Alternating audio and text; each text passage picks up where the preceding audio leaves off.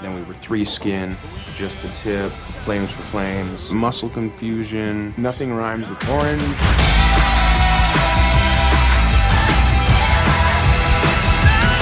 Lindsay Ellis and her crew have a video called The Complex Feels of Guardians of the Galaxy Volume 2. It's almost 35 minutes long and it goes into great detail about this movie's themes of family, abuse, toxic masculinity, love, and more. I agree with just about everything she said in that video, so you're honestly better off just watching that. Oh, and if you're able, donate to the Michael J. Fox Foundation and maybe give some blood. Do good, help people. The reason your time would be better spent watching her analysis rather than mine, other than the fact that she and her team got nominated for a freaking Hugo for her amazing Hobbit trilogy analysis, is that she goes into why she has a personal connection to that movie and why it speaks to her. Different movies speak to different people. Guardians of the Galaxy Volume 2 spoke to her in a way it didn't speak to me, so she has a lot more insight on certain aspects of the movie. My insight doesn't go much deeper than the same shallow yet obsessed fanboy perspective I have for all these movies. Maybe I'll win a Hugo one day if I ever decide to do a month of Calvin and Hobbes. Probably not. Well, if you still want to know what I think of this movie for whatever reason, let's get into the story. While on the run after Rocket steals from a group of aliens, the Guardians of the Galaxy are saved by none other than Peter's father, Ego. Rocket, Nebula, and Groot stay behind, while Star-Lord, Drax, and Gamora go with Ego and his empathic servant Mantis to Ego's planet. Ego reveals he made the planet all by himself, as he is an incredibly powerful alien species. Peter is tempted to join his father and abandon his new family, as rifts have been growing between them due to their individual hang-ups and baggage. Yondu Udonta and his space pirates, the Ravagers, kidnap Rocket and Groot with Nebula's help. Nebula escapes to kill Gamora, while Yondu eventually escapes with Rocket and Groot. Everyone realizes that Ego is more sinister than he initially appeared, and they all go to his planet to save Peter from his evil dad. The characters from the first film develop in some fascinating ways.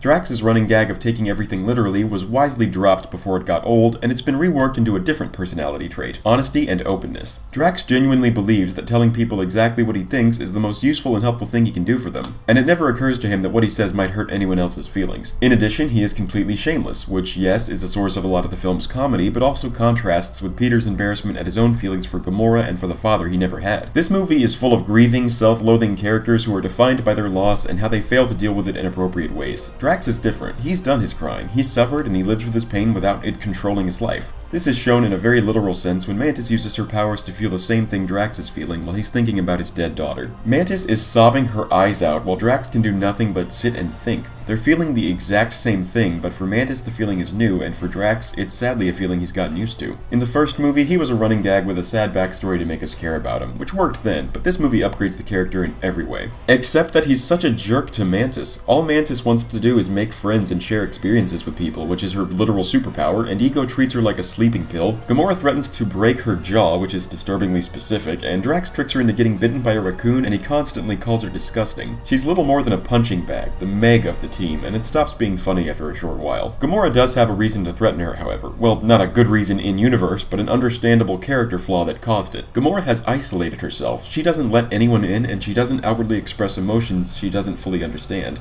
This is another upgrade based on the characterization in the first film, where she was the only character who didn't have a comedic gimmick. Now we learn that's because she intentionally avoids having any traits that can be exploited by others to take advantage of her. Gamora's sister Nebula is another new team member, going from the generic mini-boss in the first film to a very realistic depiction of a person who suffered child abuse that they never processed in any mentally or emotionally beneficial way. Nebula hates her father, but she hates her sister just as much for not saving her from him. My favorite moment in the entire movie comes at the end when Nebula is walking away to leave. Gamora touches her arm to stop her, and Nebula flinches, readying a punch because she reflexively assumes that anyone who touches her is going to hurt her. That's painful to watch, and it's a very real moment in this out-of-this-world space adventure. Rocket Raccoon is the emotional core of the movie, as he pretty much pulls a Daria here and actively tries to make everyone dislike him because he thinks they will anyway and feels slightly better about it if he makes them hate him on purpose. And who would Rocket be without Groot? This Groot, grown from a twig off of the original Groot, is supposed to be a completely different member of Groot's species, almost like a son of Groot or something, but this is not communicated well in the movie. It just feels like the original Groot reverted back into a baby. He's mostly here for comic relief. While everyone else has an incredibly sad character arc, Groot's is just to learn to follow very simple instructions properly, because hey, what else is a toddler going to learn to do in a span of a few days? Yondu goes through pretty much the same ordeal as Rocket, having messed up so bad that he nearly turns away the only people he ever cared about, and the only people who ever cared about him. His friendship with Rocket is honestly a better developed relationship than Steve and Bucky's. Fight me in real life. He gets some headwear more reminiscent of his comic incarnation, and there's a tendency in sequels to try to top famous scenes from the previous movie, but it doesn't always work. For instance, I maintain that Quicksilver's scene in X-Men Days of Future Past is superior to his scene in X-Men Apocalypse. And in Guardians 2, they try to top the scene of Yondu killing a bunch of enemies with his flying arrow. This time, they actually pull it off, however. This is a highlight of the movie and of the MCU as a whole, as it's a unique action scene, is juxtaposed to an unfitting yet great song to comedic and memorable effect, is a visualization of the bonding between the characters involved, is more plot significant, and is non-stop awesome poses from start to finish. Yondu was the first time an important character in the MCU actually died, and it was handled with the gravitas and significance that major character death should be given. Kraglin Obfonteri, Yondu's right-hand man, gets upgraded too. Even nearly empty parts from the first film are beefed up here. Kraglin's best moment is his reaction to seeing a beautiful Ravager funeral. Even though we barely know him, Sean Gunn 100% gets across how much this sight means to this character. Ego's our villain, a truly despicable jerk who you just want to see the heroes take all their anger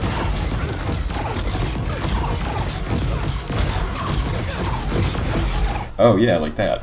Ego isn't just a space bad guy, he's pretty much a personification of cancer. He wants to kill everyone in the universe by spreading giant, ever-growing, blobby masses all over the place. If you've been unfortunate enough to suffer from cancer, or be close to someone who has, or heck, even if you've just heard of cancer like everyone has and know how crappy it is, seeing a team of superheroes kick the crap out of cancer really gives you a charge. Peter Quill, Star-Lord, is the de facto leader of the Guardians, going through one of those plots where the devil shows him heaven and tempts him to abandon his life of helping others. As the best developed character from the first movie, he isn't retooled like the others were. Rather, his immaturity is the central issue this time around, instead of just a likable quirk. I've talked about Yondu's arrow scene, but every action scene in the movie is actually excellent, because they all serve a different purpose. The in medias res opening shows what a normal day on the job looks like for the Guardians, as well as re-establishing how each character treats every other character. The chase through the asteroid belt introduces the central conflict of immaturity and standoffishness. Rocket fighting the Ravagers isn't really necessary, but shows that Rocket is a capable tough guy and genius entirely by himself, even ending by showing he doesn't need his gadgets to win fights. Nebula's fight with Gamora is their entire character relationship visualized through explosions and giant guns, and the battle with Ego is a neon technicolor rainbow wherein every character arc comes to a close. That is how you do an action movie correctly. Making the action exciting on its own is one thing, but integrating it successfully into the story and in a different way each time is skillful filmmaking. That said, the team being split up for so much of the movie limits the amount of interactions between certain characters, which is kind of the whole reason to see a superhero team movie. It feels like the movie just split them up because The Empire Strikes Back did that, and this movie really wants you to know it's like The Empire Strikes Back of the series. There's a chase scene in an asteroid belt, there's a surprise reveal of who the main character's father is and what their true power is. You get the idea. Unfortunately, the comedy in this movie takes a dip from the first Guardians film. Lots of characters laugh at the movie's jokes, and they laugh a lot. Everyone bullying Mantis is just upsetting, and the individual gimmicks of Drax being uncouth, Peter referencing things, Rocket being mean, and Groot being dumb aren't as strong this time around. This is the most emotionally resonant movie in the entire MCU thanks to its very well-developed characters, but it also loses a lot of the fun factor as a result. Like, I can't deny this movie is smarter and has better dialogue and has more to say about real issues and real personalities, but the first one is so much easier to rewatch. Frankly, I feel the same way about the Star Wars films. Empire Strikes Back is better in almost every conceivable way, but the first film is more enjoyable to just pop in on any given lazy day and watch all the way through. I can't say one is better than the other overall for this reason, but both are among the MCU's finest, and I'm very glad they're so high on the list for different reasons. Changes like this keep the MCU from getting stale for me.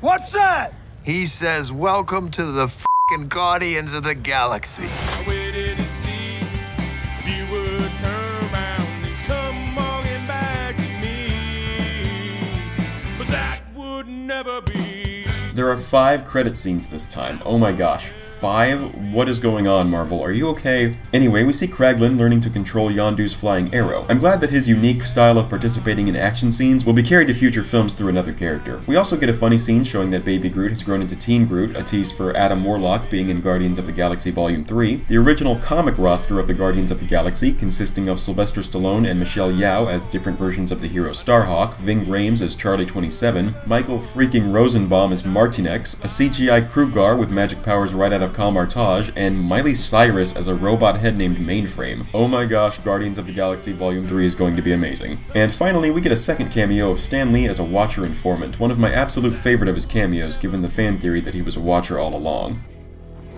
Come on, Peter. Come on, Spider-Man. Come on, Spider-Man. Come on, Spider-Man.